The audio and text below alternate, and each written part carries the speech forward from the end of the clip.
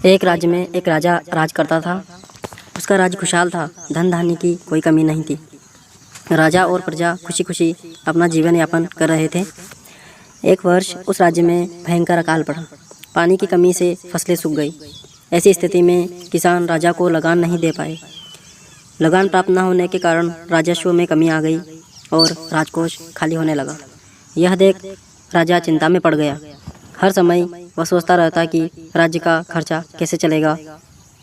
अकाल का समय निकल गया, स्थिति सामान्य हो गई, किंतु राजा के मन में चिंता घर कर गई। हर समय उसके दिमाग में यही रहता कि राज्य में पुनः अकाल पड़ गया तो क्या होगा। इसके अतिरिक्त भी अन्य चिंताएं उसे घेरने लगी। पड़ोसी राज्य का भय, मंत्रियों का षड्यंत्र जैसी कई चिंताओं ने उसकी भूख प्यास और रातों की नींद उड़ा दी।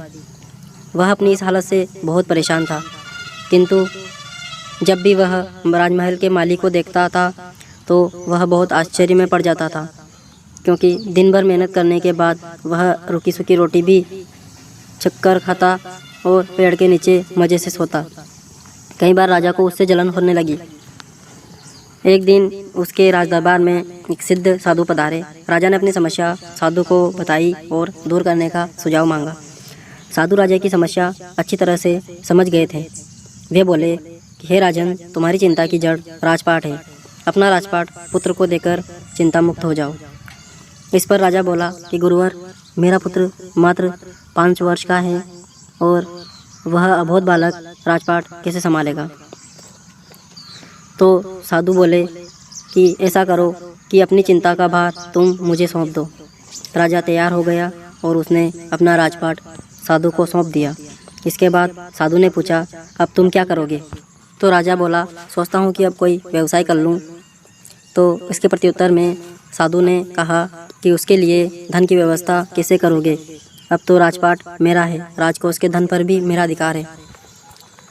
तो राजा ने उत्तर देते हुए कहा कि मैं कोई नौकरी कर लूँगा। तो साधु ने कहा कि यह ठीक है, लेकिन यदि तुम्हें नौकरी ही करनी है तो कहीं और जाने की आवश्यकता नहीं, यही नौकरी कर लो। मैं तो साधु हूँ, मैं अपनी कुटिया में ही रहूँगा।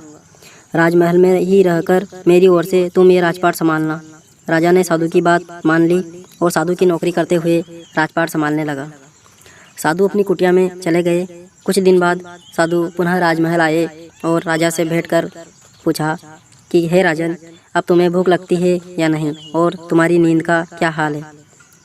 तो राजा जवाब देते हुए बोला कि गुरुवर, अब तो मैं खूब खाता हूँ और गहरी नींद सोता हूँ।